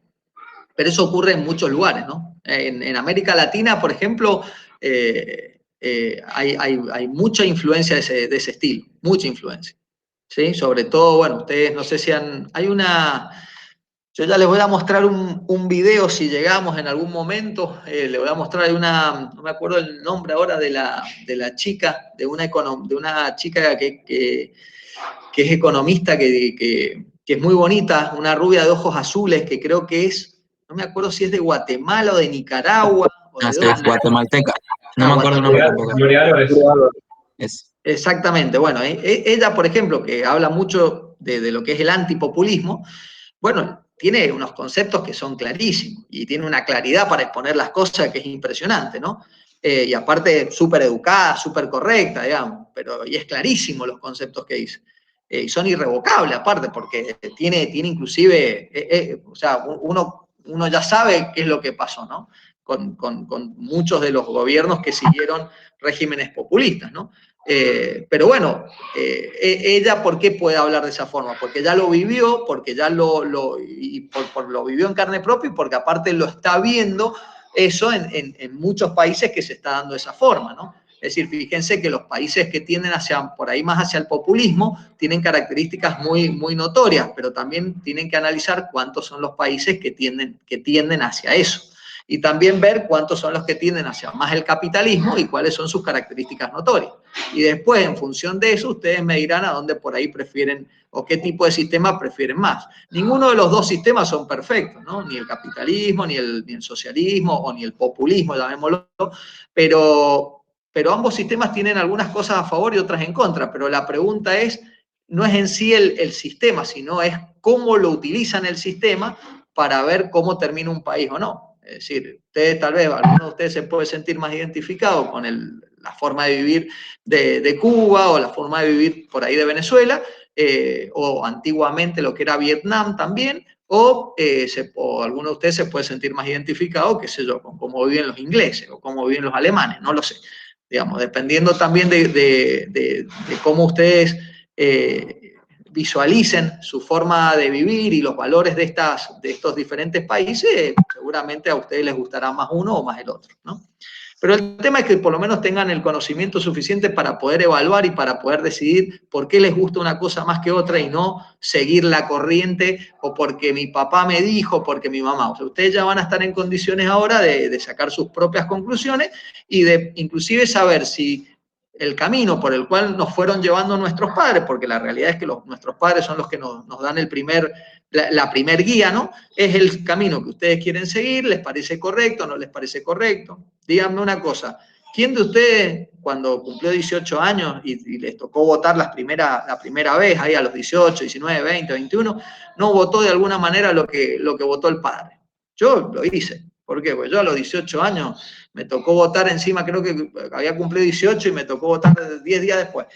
Y no tenía ni idea a quién iba a votar. Papá, ¿quién va a votar? ¿No? Y votate a este, listo, fui y voté, punto. O uno dice, no, yo meto el voto en blanco. Yo meto esto. No, la realidad es que ahora, con la medida que ustedes tengan estas herramientas, tienen que votar. El voto en blanco, la verdad, no sirve mucho. Tienen que votar. ¿A dónde? Hacia donde ustedes crean, en función de estas herramientas y de sus principios, que debería ir el país, ¿sí? Y en función de eso, ejercen el voto. Y si no les gusta a nadie, por ahí ejercen el voto con el que menos les desagrada, qué sé yo. No siempre los políticos que se postulan son del agrado de uno, ¿no? Bueno, sigamos, porque nos queda poquito. Profe, de esa diapositiva justamente, ¿cuál sería el...? No, el anterior. La de los efectos secundarios. Bueno, ¿cuál sería el límite de esto? Porque si eso fuera tan así, el Banco Central podría expandir mucho la cantidad de dinero y el desempleo llegaría a cero y la renta, no sé. Claro, lo que pasa es que como no hemos visto todavía la oferta agregada, vos lo que tenés que tener en cuenta es que todo aumento de la demanda agregada obviamente se traduce en un aumento de la renta y en un aumento de la producción y en una disminución del desempleo, ¿sí? Pero ¿qué pasa? Que eso ya lo hemos explicado, cuando la capacidad ociosa de un país empieza a llegar a su límite, entonces vos ya no vas a poder seguir produciendo y ya no vas a poder seguir tomando gente porque ya está cerca de lo que se denomina la producción potencial. Entonces lo que te ocurre es que se empieza a ir todo a precio. Y entonces lo que ocurre es que cada vez que vos trasladás la demanda agregada hacia arriba, es decir, la trasladás hacia tu derecha, lo que te ocurre es que te encontrás ante una oferta agregada que prácticamente es vertical. ¿Se entiende? Sí, imagínate, lo que pasa es que te tenés que imaginar, mira, hasta ahora nosotros hemos estado viendo la curva de demanda agregada y ustedes siempre la han estado viendo en un gráfico que no está con la oferta agregada. Entonces siempre la demanda agregada que ustedes vienen viendo tiene como pendiente positivo, ustedes la ven de esta forma, pero la realidad es que la demanda agregada tiene pendiente negativa, como cualquier demanda, ¿se entiende? Lo que pasa es que nosotros la estamos mostrando en un gráfico en donde figura la recta de 45 grados, donde yo les empecé diciendo cómo era la función de consumo, cómo agregamos la inversión, cómo agregamos el gasto público, pero esa curva de demanda agregada no está puesta en la curva que les va a mostrar el mercado de bienes y servicios. El mercado de bienes y servicios está dado por una oferta agregada, una demanda agregada, en donde lo que van a tener en el eje de las Y es el nivel de precio y lo que van a tener en el eje de las X es la producción o la renta, ¿se entiende? Y ahí van a encontrarse con una demanda agregada que tiene pendiente negativa y una oferta agregada que, dependiendo la situación, puede ser plana, es decir, puede ser horizontal, puede tener pendiente positiva o puede tener pendiente vertical, ¿se entiende? Y si vos vas a trasladar la demanda agregada hacia la derecha, en un momento en donde la oferta agregada tiene pendiente vertical, lo único que vas a hacer es no aumentar la producción, pero vas a terminar aumentando el nivel de precios. ¿Se entiende? Sí. Me complica explicártelo porque al no tener la curva, porque eso lo vamos a ver en oferta agregada, y no estar dando esto presencialmente, agarrar un marcador y dibujártelo en el pizarro, se me complica un poco para que lo visualices. También te pasa lo contrario. Si vos tuvieras una curva de oferta agregada plana, es decir, horizontal, y vos trasladaras la curva de demanda agregada, ¿qué pasaría? No habría un aumento del nivel de precios, pero sí habría un aumento de la producción. ¿Se entiende? Claro. Entonces, eso es lo que ocurría cuando yo les presenté a ustedes inicialmente la demanda agregada y les dije que uno de las excepciones que íbamos a hacer era que íbamos a considerar que el nivel de precio estaba dado o era fijo. ¿Y eso qué quiere decir? Quiere decir que si vos trasladás la curva de demanda agregada, ya sea para la derecha o para la izquierda, elevás o disminuís la producción sin alterar el nivel de precios. Y la única forma en la que lo harías es si la oferta agregada es plana. ¿Se entiende? Sí, profe. Gracias. Pero eso nos va a quedar un poco más claro la próxima clase. Ahí te va a cerrar un poco. ¿Por qué? Porque por esto que vos dirías. Entonces, bueno, expandamos la demanda agregada lo más que podamos. Total, eso vamos a llegar a un momento en donde vamos a estar en pleno empleo y todos felices. Pero la realidad es que esto no es gratis. Entonces, ¿cuál es por qué no es gratis? Bueno, pues si no todos los gobiernos sería facilísimo llevar adelante la economía. O sea, ¿qué hacemos siempre? Che, le decimos al Banco Central que emita, total, expande la oferta agregada, se baja la tasa de interés, se mejoran las inversiones, la demanda agregada crece, hay más empleo y listo, y estamos todos joyas. Y la realidad es que cuando emitís, se te termina volviendo todo esto en inflación. Y cuando la inflación aumenta, el karma de la inflación es tan grande que te llega a replantearte si a vos te conviene hacer esto o no. Por eso los países de primer mundo suelen trabajar con desempleos relativamente bajos, es decir, buscan tasas de desempleo de no más del 5, 7% y tal vez inflaciones que tampoco superen el 2, 3, 4% anual, ¿no? En cambio nosotros, por ejemplo, acá en Argentina convivimos con tasas de inflación del 4% mensual. Y hay países que no toleran 4% anual. Entonces, fíjense cómo, digamos, bueno, y es eso, cuando la inflación se nos escapa, bueno, es un problema muy grande. Por eso hay muchos países que están muy pendientes a esto y a no permitir que se les escape la inflación. Y toman las medidas a través de todas estas expansiones monetarias, contracciones monetarias o políticas fiscales de tal manera de tratar de mantener la producción lo más cerca posible de la producción potencial, pero sin permitir que se les escape la inflación, ¿sí? Pero eso lo vamos a analizar bien la próxima clase que tengan conmigo. Miren, el efecto del crowding out es un efecto que a mí me gusta tomar muchísimo cuando evalúo a los alumnos oralmente, ¿no? ¿Y eso por qué? Porque normalmente el efecto del crowding out se puede ver de dos formas. A mí me gusta explicarlo mucho más cuando con la oferta agregada, cuando ustedes ya aprendan y tengamos la oferta agregada metida en el sistema. Es decir, en estos análisis que estamos... Anda, sí, llévatelo para allá, Tommy. Deme un segundo que... Tommy, estoy dando clase, mi amor, anda para allá. Entonces, ¿qué es lo que ocurre acá? ¿En qué consiste el crowding out? En verdad, esto lo tienen que interpretar de esta forma. Cualquier estimulación de la demanda agregada, fíjense el gráfico, arrancan en un punto de equilibrio E, en donde hay una determinada demanda agregada. Fíjense que después pasa a una demanda agregada prima, que es la que está más arriba de todas, y finalmente se termina llegando a una demanda agregada 2' que está en el medio de las dos demandas agregadas, ¿sí? Pero fíjense en qué consiste el crowding out. El crowding out no es otra cosa que cuando el Estado utiliza la política fiscal, ¿sí? ¿Qué quiere decir política fiscal? Para expandir la demanda agregada. Explíquenme cómo expandimos la demanda agregada a través de políticas fiscales. Imprimiendo dinero. No, eso no es política fiscal. Imprimir dinero es política monetaria. Monetaria, sí. Aumentando el gasto público. Bueno, es lo que está entre paréntesis en la filmina. O reduzco impuestos o elevo el gasto. ¿Se entiende? Es la única forma a través de la política fiscal. ¿Por qué? Porque el Estado baja los impuestos o sale a gastar más. Cuando hace eso, expande la demanda agregada. Y obviamente expande la producción. Y hasta ahí estaríamos todos chochos, todos contentos, ¿no? Bien.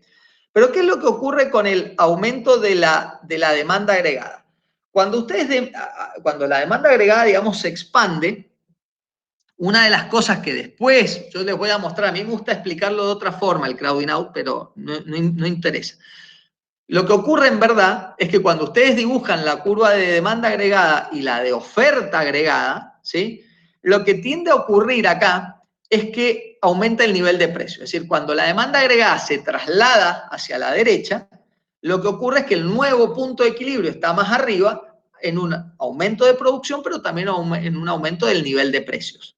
Y ese aumento del nivel de precios, cuando ustedes vuelven al mercado monetario, ¿se acuerdan que la oferta monetaria era M sobre P? ¿Recuerdan eso? Sí. Bueno, el aumento de ese P que está en el denominador, ¿qué es lo que hace? Hace que la curva de oferta monetaria se traslade hacia la izquierda. Y cuando se traslada hacia la izquierda, ¿qué pasa con el tipo de interés? Tiende a aumentar.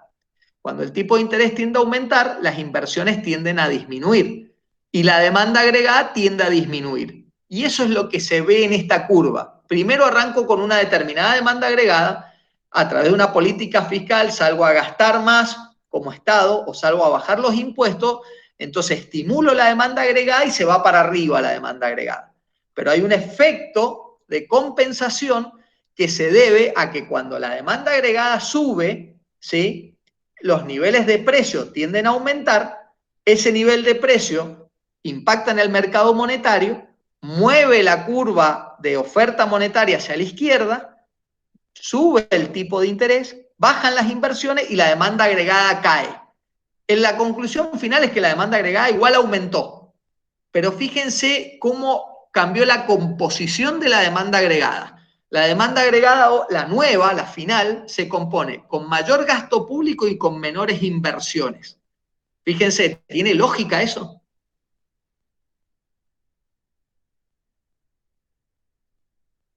Cric. Por lo que acabo de explicar, sí. Sí, no, ya sé que tiene lógica por lo que expliqué, pero la realidad es que no tiene sentido. Vos fíjate que esto surge de una política fiscal. El Estado decide gastar más plata y lo que logra es expulsar inversiones. O sea, estimuló la demanda agregada, pero a costa de mayor gasto y que inversiones se fueran del país. Por eso se llama efecto expulsión o crowding out. Porque cuando el Estado, a través de una política fiscal expansiva, lleva adelante esto, ¿sí?, ocurre este fenómeno, que es, aumenta la producción, ¿sí?, pero a consecuencia de que parte de la demanda agregada disminuye porque se van inversiones. ¿Por qué? Porque el hecho de aumentar esto generó también que la tasa de interés aumentara. Ahora, les voy a explicar este mismo efecto crowding out sin meter la oferta agregada y sin nada. Vamos en función de lo que hemos visto hasta ahora. ¿La demanda agregada aumenta porque el gobierno decide gastar más plata o porque reduce los impuestos y eso genera más consumo? Entonces, pum, la demanda agregada sube de esta demanda agregada que está acá, a esta demanda agregada prima que está acá. Como hay un aumento de la producción y de la renta, entonces se desplaza la curva de dinero, o sea, la demanda de dinero se desplaza hacia arriba. ¿Queda claro esto? La curva L, digamos. Entonces, al desplazarse hacia arriba, el nuevo punto de equilibrio es un punto de equilibrio de una tasa de interés más alta. ¿Sí? Y entonces, al aumentar el tipo de interés, reduce la inversión. Y como reduce la inversión, reduce la demanda y termina esto quedando en esta demanda 2' que está acá en el medio. ¿Se entiende? Entonces, pero la conclusión final, ¿cuál es? ¿Y por qué se llama esto efecto crowding out o efecto de expulsión? Porque la política fiscal motivó un aumento de la demanda agregada, pero la conclusión final es que la última demanda agregada a la que llegue tiene un componente más alto del gasto público o del consumo a través de la reducción de los impuestos y tiene un componente cada vez menor de la inversión. Y entonces, ¿qué quiere decir esto? Que si el gobierno sigue gastando y estimulando la demanda agregada a través del gasto público, las inversiones se van yendo a tal punto de que no quede nada. Y entonces, ¿tiene sentido esto? La pregunta es, ¿por qué? Y tómenlo esto, porque esta es la pregunta que yo siempre les hago en el final. ¿Por qué corno el gobierno podría llevar adelante una política fiscal de este estilo si la conclusión final es que las inversiones se van a ir? Por votos. ¿Por qué? La usan para mover. ¿Qué dijiste? ¿Por votos? Mirá, por voto los gobiernos hacen cualquier huevada, la verdad, sí. ¿no? Pero, dije por voto. Pero no es esa no es ese el análisis. La usan para aumentar la producción cuando la economía está muy parada. ¡Apa! O alguien me escuchó hace un tiempo cuando expliqué algo de esto, o han pegado una leidita o han ido avanzando en las clases que vienen. Pero es tal cual lo que acaba de decir su compañera. Esto ocurre, a ver, ¿por qué tiene sentido esto? ¿Y cuándo lo lleva adelante el Estado? Si el Estado lo lleva adelante cuando el empleo está a tope, es decir, cuando estamos cerca de la producción potencial, en ese punto no tiene sentido porque si el Estado sigue estimulando la demanda agregada, lo único que hace es, como ya no hay más producción, porque estamos cerca de la máxima capacidad instalada de un país, todo se va a precio. ¿Se entiende? Entonces, estimulamos la demanda agregada y lo único que hacemos es generar inflación. Pero si nosotros estamos en un momento de muy baja producción, en donde nuestra oferta agregada, que lo vamos a ver la clase que viene, está prácticamente plana, entonces cualquier estímulo de la demanda agregada va a hacer que esa demanda agregada se traslade hacia la derecha y no va a haber aumento del nivel de precios, sino que básicamente va a haber aumento de la renta y de la producción, pero sin tener como consecuencia un aumento del nivel de precios. Y cuando eso ocurre,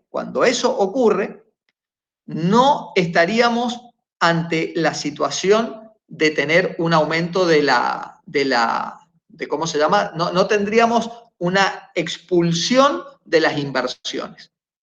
¿Sí? ¿Por qué? Porque al no haber un aumento del nivel, pero es que esto estoy yendo como demasiado avanzado para lo que tengo que verlo en este momento. Miren, igual creo que esta es la última filmina, si mal no estoy. Pero miren, déjenme que les voy a mostrar una cosa. ¿Qué hora es? Porque no estoy viendo el reloj. 7:30, profe. 7:30. 7:30. Bueno, miren. Acá les voy a mostrar una serie de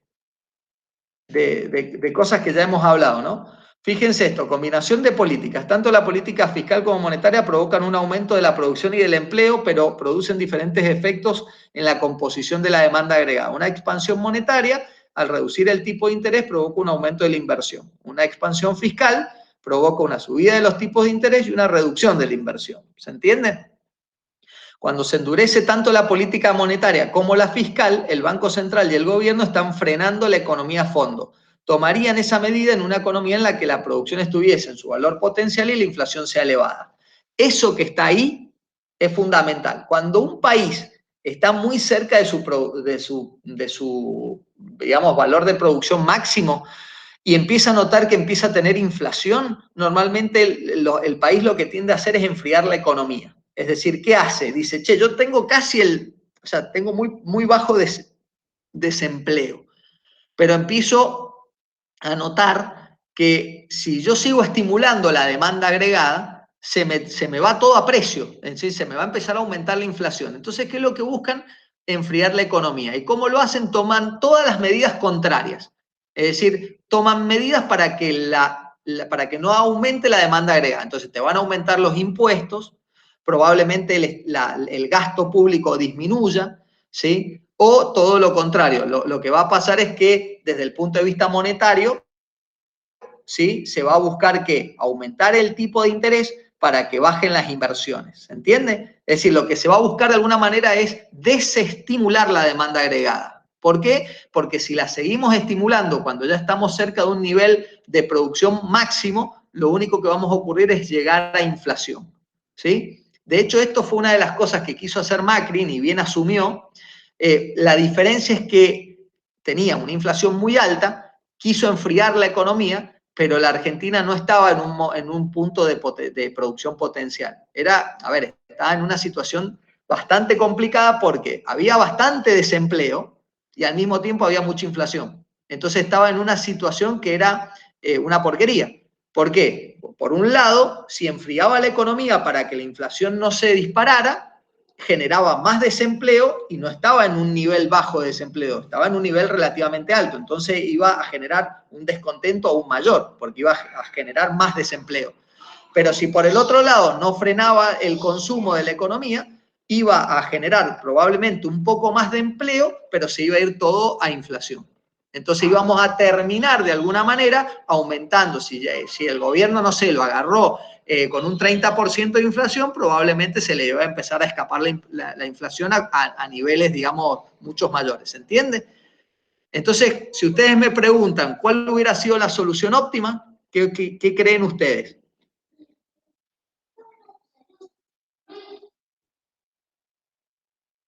¿Se entiende lo que dije yo? Si aumento la demanda agregada, se me va a precio y no paro más la inflación. Si disminuyo la demanda agregada, como le tocó Macri, digamos, al país que agarró, tenía tenía una cuota de desempleo bastante grande y si frena la demanda agregada, es decir, si la contrae, genera menos producción y obviamente más desempleo. Entonces, no sirve ni una ni la otra. Entonces, ¿cuál hubiera sido la mejor medida? Frenar la inflación. Claro, pero ¿cómo? Si vos le preguntás a cualquier gobierno, todos te van a decir que quieren frenar la inflación, pero el tema es cómo. Una de las formas es enfriando la economía, que es esto que yo te digo, es desestimular la demanda agregada, pero eso implica también más desempleo. Y si vos no estás cerca del valor máximo de empleo, que vos decís, bueno, mirá, estoy casi al 100% del empleo, lo llevo a 95, sí, voy a dejar el 5% de personas desempleadas, pero un 5% es un porcentaje muy bueno, ¿me entendés? Entonces vos te puedes dar ese lujo, pero cuando vos ya tenés un 30% de personas desempleadas y tenés inflación y tenés que enfriar la demanda agregada, el problema que te vas a encontrar es que hacer eso implica que el desempleo te puede pasar del 30 al 35% y ya estás hablando de valores complicados, ¿se entiende? Sí. Entonces, una de las cosas que hay que hacer acá es trabajar sobre la oferta agregada. ¿Se entiende? Hay que buscar la manera de expandir la oferta agregada. Porque expandiendo la oferta agregada, yo expando mi frontera de posibilidad de producción. Y eso implica que de alguna manera lo que estoy haciendo es correr mi punto de producción potencial máxima hacia la derecha. ¿Se entiende? Pero para yo poder hacer eso se lleva a largo plazo y para eso se requieren inversiones. Y la inversión, como yo les dije, primeramente impacta en la demanda y a futuro impacta en la oferta. Entonces no es tan fácil, ¿sí? Entiendo.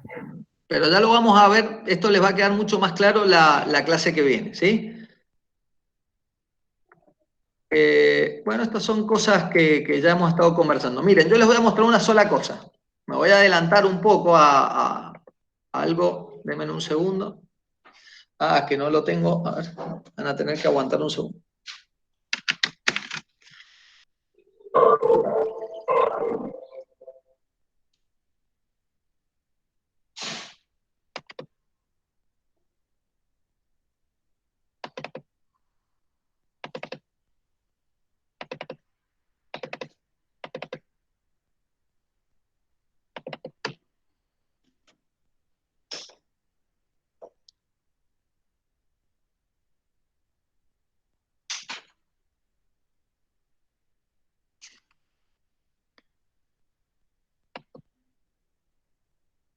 Bien.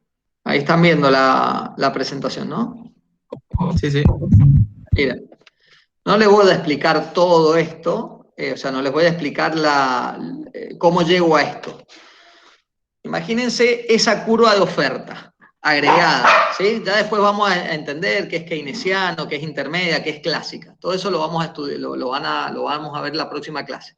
Pero entiendan una cosa, si nosotros estamos ante una curva de oferta agregada de esta forma, en donde estamos en la parte azul, cualquier aumento de la demanda agregada, entiendan que la demanda agregada va a tener una pendiente negativa, ¿se entiende? Es decir, la demanda, a ver si tengo alguna...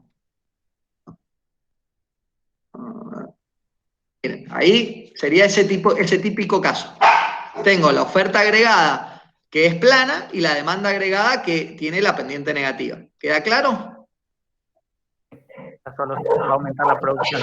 Cualquier cosa que yo haga con la demanda agregada, digamos, si la estimulo, la muevo hacia la derecha y obviamente aumenta la producción, pero no aumenta el nivel de precios. Entonces estoy en una situación que eso se da cuando los niveles de producción de un país son bajos. ¿Yo por qué puedo estimular la demanda agregada y que no haya aumento del nivel de precios? Porque si yo tengo mucha gente desempleada, la gente está desesperada por trabajar. Y en la medida en la que yo la voy empleando, la gente no me pide aumentos de sueldo, porque además necesita trabajar. Y si yo vengo y les ofrezco trabajar por 40.000 pesos, y vos no estás de acuerdo y me decís, no, a mí pagame 50.000, van a haber 68.000 personas atrás tuyo dispuestas a trabajar por los 40.000 que yo quiero pagar, ¿se entiende? Entonces voy a conseguir mano de obra porque el país está mal, porque hay mucho desempleo, porque hay poca producción, voy a conseguir la mano de obra y básicamente los precios los voy a poner yo como productor, ¿se entiende? Yo como empresa. Yo tengo mucho nivel de negociación, mucho nivel mucho poder de negociación. ¿Por qué? Porque cuando la economía está floja y hay mucha gente desempleada y yo quiero tomar una persona, tengo 50.000 personas a disposición, ¿se entiende? Entonces los sueldos los defino yo. Y ya vamos a ver que la oferta agregada está muy vinculada a los sueldos. Entonces lo que ocurre con esto es que la demanda agregada, cuando se traslada en una situación como esa, no genera inflación. Directamente se produce un aumento de la producción sin que esto se transforme en precios. Y es lo que ocurre acá. Fíjense, esto es lo que yo les decía que pasó durante la época kirchnerista, el único mandato de Néstor Kirchner. Agarró el país prácticamente prendido fuego y bueno, obviamente en la medida que fue creciendo la producción, no se fue trasladando a nivel de precio y no hubo inflación prácticamente en los 4 años de gobierno de Néstor Kirchner. ¿Por qué? Porque se estaba trasladando la demanda agregada sobre una oferta agregada que era la que está ahí pintada de color azul. ¿Se entiende? ¿Por qué? Porque veníamos de una economía que estaba prendida a fuego, es decir, veníamos de una situación, corralito, bueno, un montón de problemas y toda la Argentina pasándola mal. ¿Se entiende? Bien, ahora, si la demanda agregada nos agarra cuando tengo una oferta agregada en estas condiciones que está ahí, que es vertical, que sería la parte clásica, la parte roja que está acá, cuando la demanda agregada se estimula y se corre hacia la derecha, fíjense, el nuevo punto de equilibrio, ¿va a aumentar el PBI real o la producción? No, no la va a aumentar, porque ya está en su máxima expresión. ¿A dónde va a ir a parar el ajuste de la demanda agregada? A nivel de precio.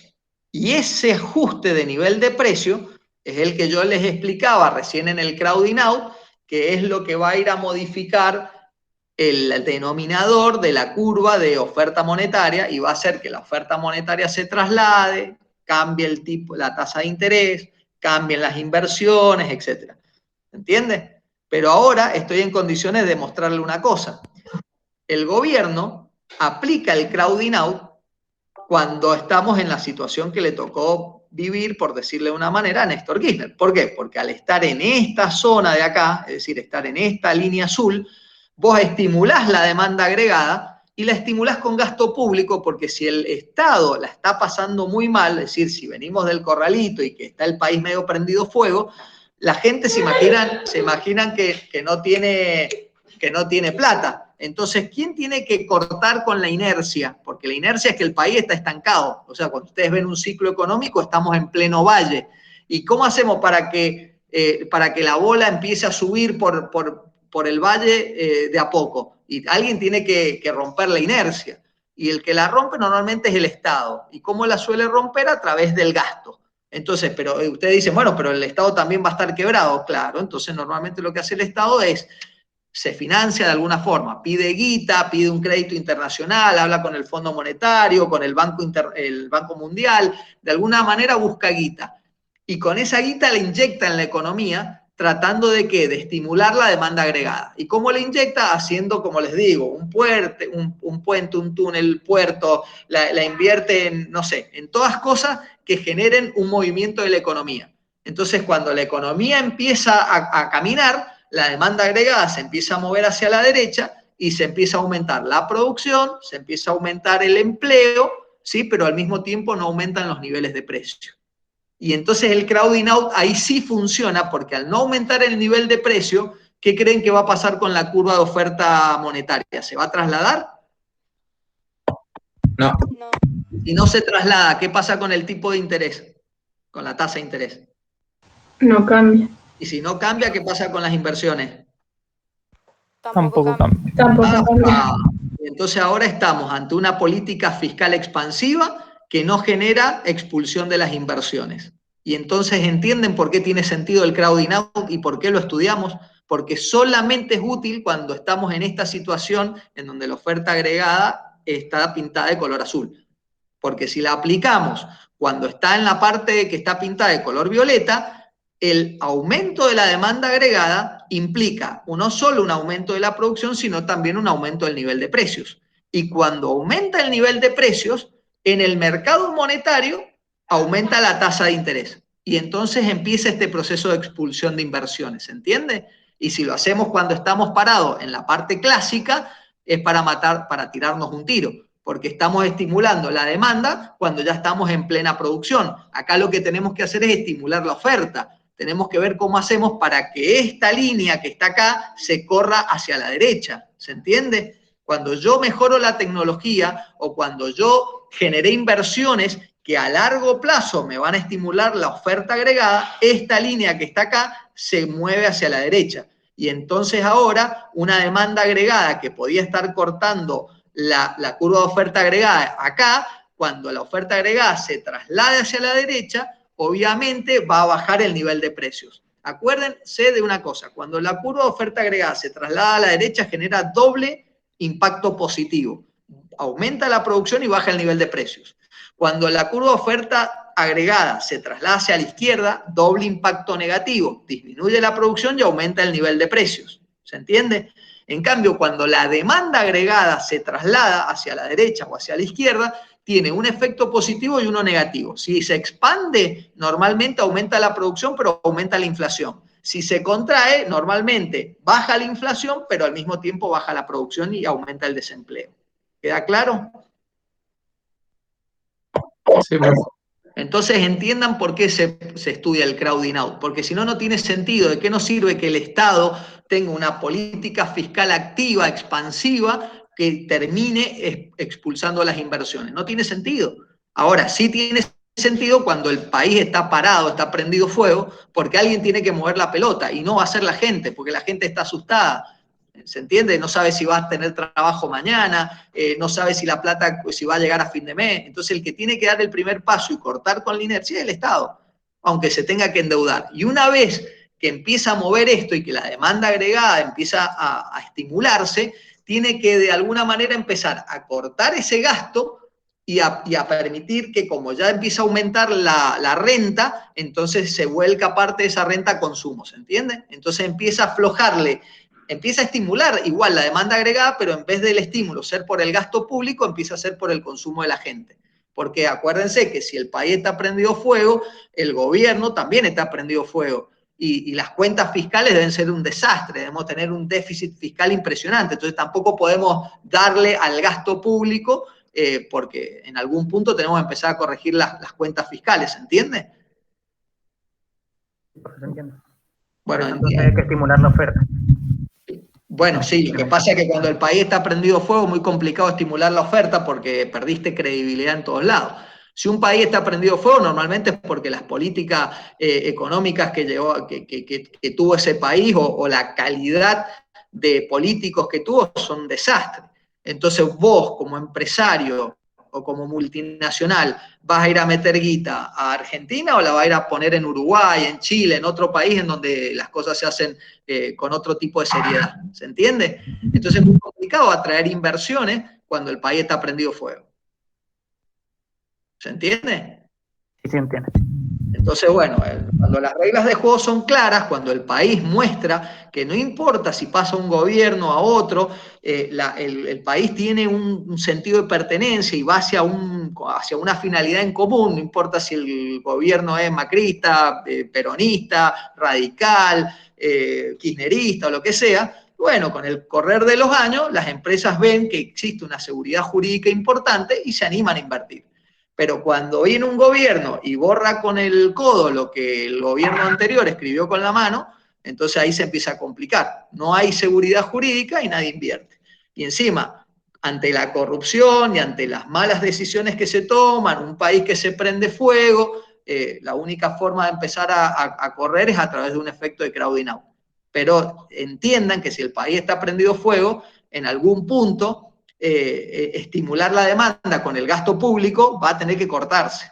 Y eso se tiene que cortar en la medida en que el consumo empieza a mejorar. Pero después hay que pensar que a largo plazo lo único que te termina moviendo la oferta agregada hacia la derecha es o una mejora tecnológica infernal o el aumento de las inversiones. ¿Se entiende? Sí.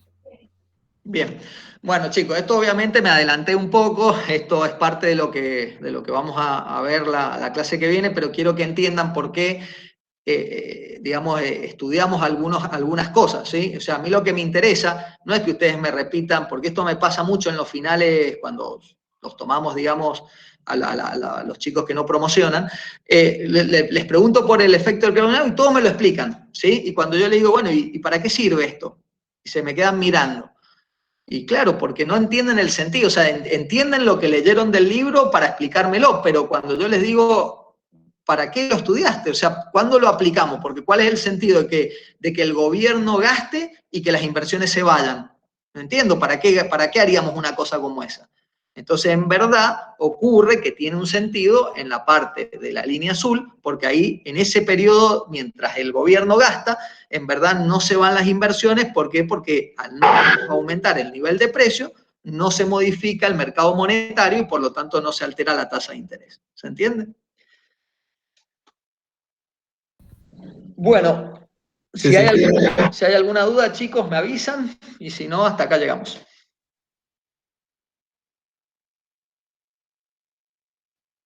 ¿No? No, profe, ninguna duda. Bueno, chicos, entonces directamente los veo nuevamente el martes que viene, no, sino el otro, creo que es el 1 de junio, ¿no? Si mal no recuerdo. Ahí vamos a ver el tema de oferta agregada y vamos a terminar un poco de cerrar esto bien y de ahí ya nos metemos a todo lo que es comercio exterior, que eso lo vamos a ver el martes siguiente. Bueno, chicos, gracias por su tiempo y nos estamos viendo.